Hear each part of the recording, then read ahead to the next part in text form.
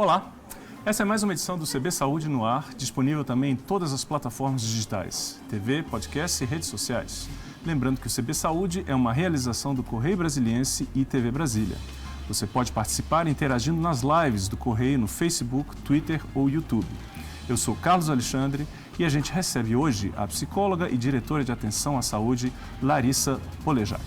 Boa tarde, Larissa. Boa tarde, Carlos. É um prazer estar aqui com vocês de novo. É um prazer recebê-la mais uma vez.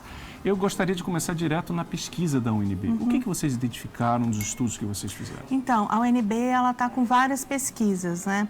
Uma delas é essa de saúde mental, que na verdade ela acabou de passar pelo Comitê de Ética agora e a gente vai soltar para a comunidade.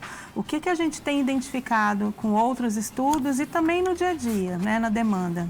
Nas últimas 3, 4 semanas, a gente tem identificado um aumento na demanda, né, por atendimento psicológico com as principais queixas, né, ansiedade, depressão, receio, né, dessa volta, porque a UNB teve uma retomada, né, das aulas mesmo remota, então o medo de não conseguir, de não dar conta.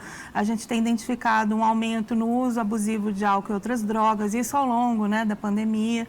Então a pesquisa ela está pronta, né, ela passou no Comitê de Ética e ela vai ouvir todos os segmentos da comunidade universitária, docentes, técnicos, estudantes de graduação e de pós-graduação, justamente para a gente levantar não só os fatores de risco para a saúde mental, mas também os fatores de proteção, porque nesse momento é muito importante que o nosso foco seja no fortalecimento de recursos para a gente ir conseguindo manejar e dar conta dos desafios que a pandemia nos trouxe. A pesquisa foi feita dentro do público da universidade? Essa pesquisa, especificamente, ela vai ser toda voltada para a comunidade universitária, né? Porque a gente quer instrumentalizar a nossa própria gestão naquilo que a gente pode mudar, fortalecer, alterar, para melhorar essa fase de readaptação aos poucos, né, que a gente vai tendo das atividades. Mas a gente também tem acompanhado outros protocolos de pesquisa, tanto com profissionais de saúde, né, quanto com a comunidade em geral. Essas pesquisas, elas ainda não estão finalizadas, algumas estão em fases diferentes, né, mas o que a literatura de pesquisas realizadas fora do país tem mostrado é esse aumento mesmo, né, na ansiedade, principalmente ansiedade, depressão e algumas pessoas já experienciando alguns sintomas de estresse pós-traumático, né, que é isso, dificuldade de sono, ansiedade exacerbada. Na sua avaliação, independentemente das pesquisas, a senhora como psicóloga, qual a leitura que a senhora faz? Por que as pessoas estão se sentindo assim? Eu acho que por vários motivos, né? A gente está vivendo uma crise sanitária, né, que é multideterminada. E eu acho que, de alguma maneira, teve uma surpresa inicial, claro, quando isso aconteceu, e as pessoas tinham uma certa expectativa que isso fosse durar pouco tempo. Então, uma coisa é me organizar para 1 mês, 2 meses e pronto, passou, né? E a gente vai vendo uma curva, né, que a pandemia tem feito, principalmente no Brasil, que não está passando, a gente está vivendo um grande platô. E conforme a gente está vivenciando isso e está vendo as medidas que estão sendo ou não tomadas, a tendência é que a gente permaneça nesse grande platô. Então, isso vai dando para as pessoas uma sensação de que nunca vai ter fim, né? De que, meu Deus, isso não vai acabar nunca. E algumas pessoas vão reagir de maneiras bastante diferentes a isso. Algumas vão fazer o que é um problema, né, que a gente tem visto agora, que é a negação dessa realidade. Que é assim, pronto, estou tocando minha vida normal, vou tomar minha cerveja, vou para o bar, vou passear, vou transitar, como se nada disso tivesse acontecido. Essa negação, ela é extremamente perigosa, tanto para você, quanto para as pessoas com as quais você convive, porque, querendo ou não, você está se expondo a uma contaminação e pode levar isso para dentro da casa, das pessoas que você ama, quanto para a sociedade como um todo, porque quanto mais a gente negar que a gente está vivendo, de fato, uma crise sanitária, que a gente está vivendo, de fato, um risco, né, para todos nós, menos a gente vai se cuidar, mais mortes a gente vai ter e mais tempo a gente vai passar nessa situação. Então, essa negação ela é perniciosa por todos os lados. Por outro lado, a gente vê outras pessoas que estão com medo bastante aumentado. Então, a gente tem como se fossem extremos, né? Certo. A gente tem a negação e tem gente com muito medo, de fazer qualquer coisa, de sair de casa, né? E aí um isolamento exacerbado. E no meio disso, a gente vai percebendo uma mudança, né, num cansaço, porque é isso, né, você esperava que fosse por um tempo, a gente já está agora como se estivesse esticando, né, as nossas possibilidades de resposta. O Brasil é o país do imediatismo, né, então ficou claramente evidente essa característica do país. As pessoas achavam que seria uma doença passageira, e está se mostrando que não é. Ou a gente tendeu a minimizar essa doença, que é um problema, né?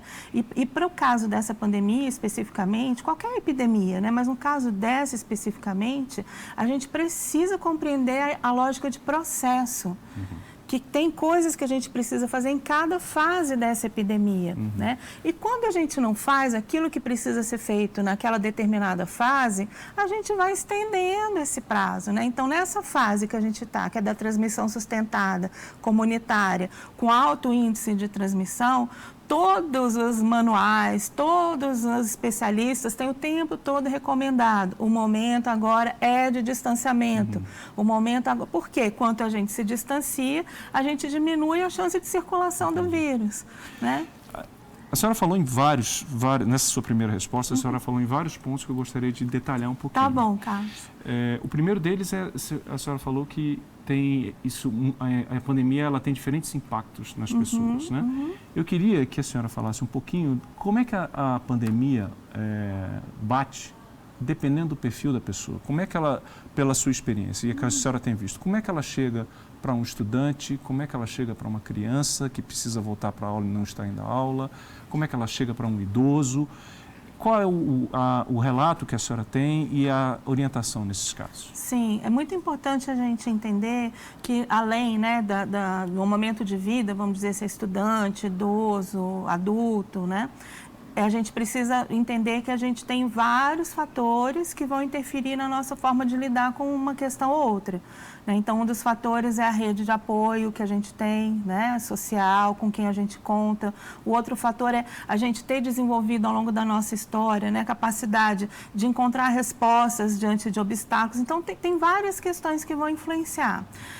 Para a gente não dizer, para estudante vai ser assim e tal, mas pensando no momento de vida, né, de cada uma dessas pessoas, a gente pode imaginar o seguinte: para as crianças, por exemplo, que estão com atividade online, e eu tenho em casa duas, né? Tenho uma criança e uma adolescente, então isso é o meu dia a dia, né? Não só como psicóloga, né, mas como mãe. Então, é cansativo, é muito difícil para qualquer pessoa ficar o tempo todo dialogando com a tela de um computador. Então, nesse momento, é muito importante que os pais também compreendam e que as escolas compreendam que, nesse momento, o foco não tem que ser na cobrança de conteúdo, ou não tem que ser na cobrança de avaliação, de nota, porque a gente está vivendo um contexto diferenciado. A gente não pode querer lidar num contexto de pandemia como se a gente estivesse vivendo na normalidade. Não tá. A gente tem vários fatores estressores que estão interferindo na nossa forma de perceber o nosso ambiente, inclusive perceber a nossa própria casa, né?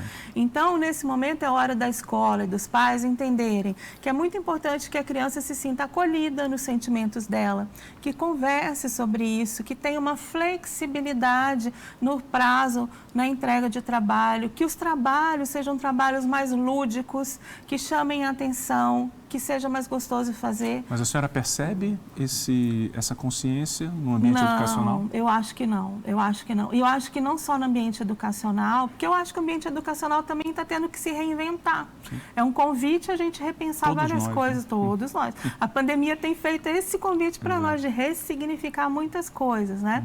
Por isso que eu tenho falado muito, é hora de parar e não dá para querer encaixar numa pandemia padrões que a gente utilizava antes, porque a gente está vivendo um contexto diferenciado.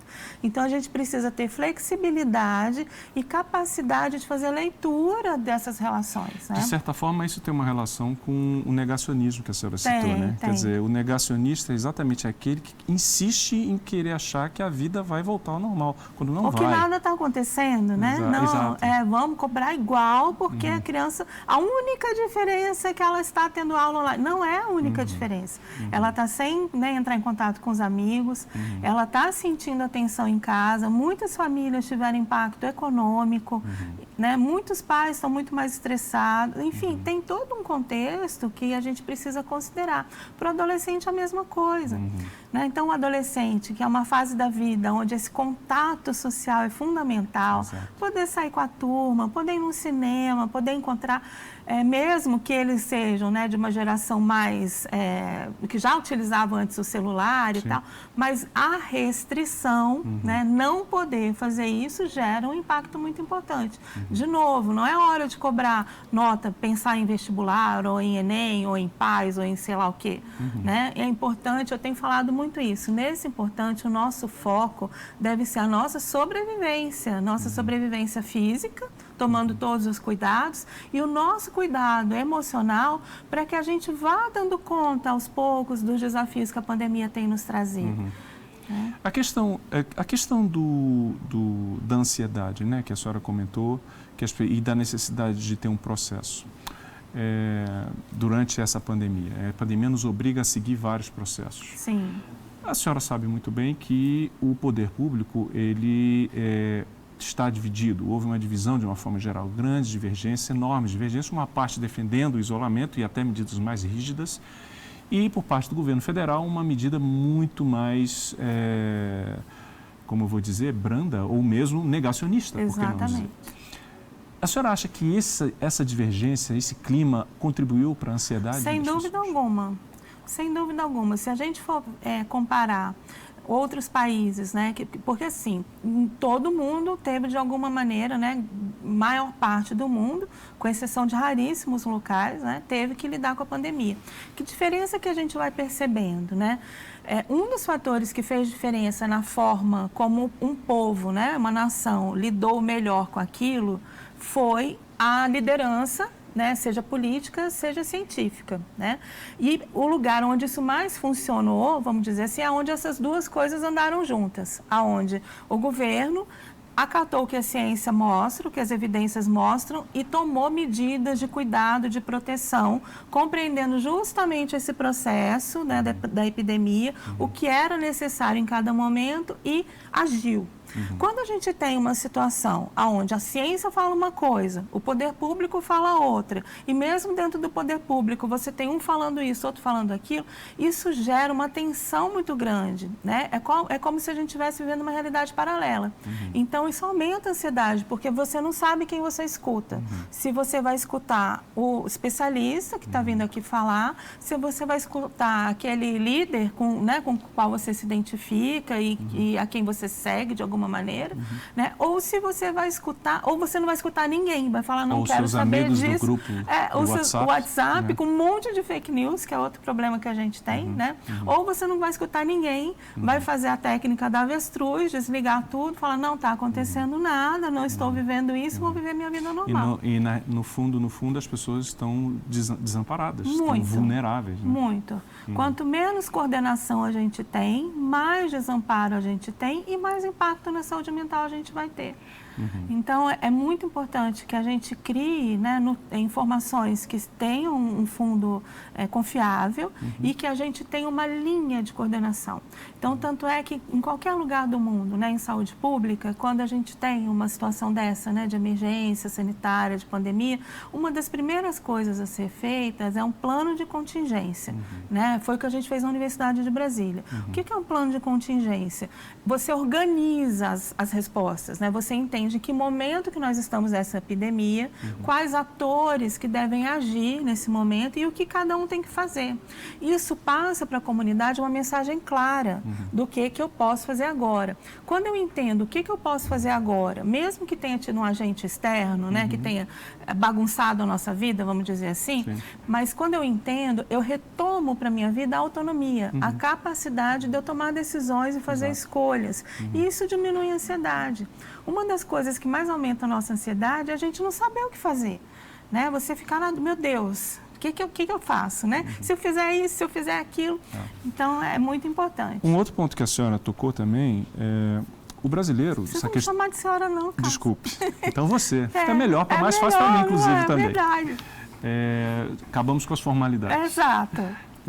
Um outro ponto que eu acho que é importante falar sobre, se comentou muito nesse feriado e nos fins de semana, não só aqui em Brasília, mas em outras cidades brasileiras, é aquela coisa de que os brasileiros já decidiram que a pandemia acabou. Então vamos curtir a vida, eu quero tomar minha cerveja, quero ir para o bar, quero ir para a praia, quero ir para a cachoeira, etc. e tal. E aí tem uma coisa que é interessante. Disse que o brasileiro é considerado muito social, né? Mas essas atitudes demonstram claramente uma decisão individual. Quer dizer, na verdade, o que está acontecendo, me parece, e aí eu pergunto para você, será que o individualismo é que está prevalecendo e isso é uma nova face do brasileiro? Não havia isso antes ou o brasileiro nunca ligou para essas coisas? Eu acho que isso que você traz é muito importante. Eu acho que, de novo, né, são vários fatores que a gente tem que considerar. Quando a gente está falando de comportamento, né, humano, a gente tem que pensar em várias questões. Eu acho que sim, tem uma questão individualista, né? E aí nessa questão individualista é muito importante a gente entender que pode estar relacionado com esse negacionismo, pode estar relacionado a esse cansaço do tipo cansei, né? Vou chutar o pau da barraca, e pode estar relacionado a uma falta de empatia, né? E aí é mais complicado, porque quando a gente toma uma atitude dessa por achar que não tem responsabilidade nenhuma com o outro, isso é um adoecimento, né? A gente se desconectar das nossas relações. Então, nesse momento, eu acho que é muito importante a gente resgatar o sentido de coletividade, porque enquanto mais a gente tiver ações como essa, individualistas, mais tempo a gente vai passar por isso, porque é uma pandemia de transmissão comunitária. Então, depende depende do meu comportamento que vai acontecer com todo mundo. Por outro lado, eu quero chamar a atenção para essas pessoas, né, que estão tendo esse tipo de comportamento, que a gente também tem vivenciado o outro lado dessa história, que é o quê? As pessoas que por alguma razão andaram, né, por aí, e se contaminaram, porque não tomaram nenhum cuidado, que trouxeram essa possibilidade de contaminação para casa e perderam um ente querido em função disso, a culpa é muito grande. Então, a gente também tem, né, na Universidade de Brasília, um acompanhamento de familiares de vítimas. É grande? É muito grande. Porque para e pensa, né? Você fala, não, tudo bem, não tenho nada com isso, eu sou jovem, mesmo se eu pegar não vou ter sintoma, tá tudo bem. E continuo vivendo a minha vida, e vou visitar meu avô, vou visitar minha avó, vou visitar meus pais. Meus amigos, né? E a gente vê que essa doença, a Covid, não é só uma questão de faixa etária, tem gente jovem que está morrendo. Né? Então, se alguém morre em função, né, de uma exposição que eu criei, e a gente viu recentemente, né, a entrevista daquele cantor, Luan. Sim, Luan. Exato. Ele viveu isso, ele estava negando antes, o pai dele adoeceu, está na UTI, não sei nem qual é a situação de saúde dele.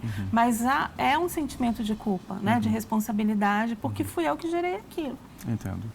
Eu acho que tem vários assuntos, né, que eu acho que são muito importantes em relação à pandemia, porque elas denotam questões individuais, mudanças de comportamento do brasileiro de uma forma geral, mas também tem muito a ver questões que afetam a nossa vida dentro de casa. Eu vou querer falar um pouquinho sobre isso no próximo bloco. Tudo bem. Ok? Tá bom. Tá certo? Então eu vou pedir mais 1 minuto de intervalo para vocês e a gente volta já já com mais CB Saúde, que recebe hoje a psicóloga e diretora de atenção à saúde da UNB, Larissa Polejac. Volto já.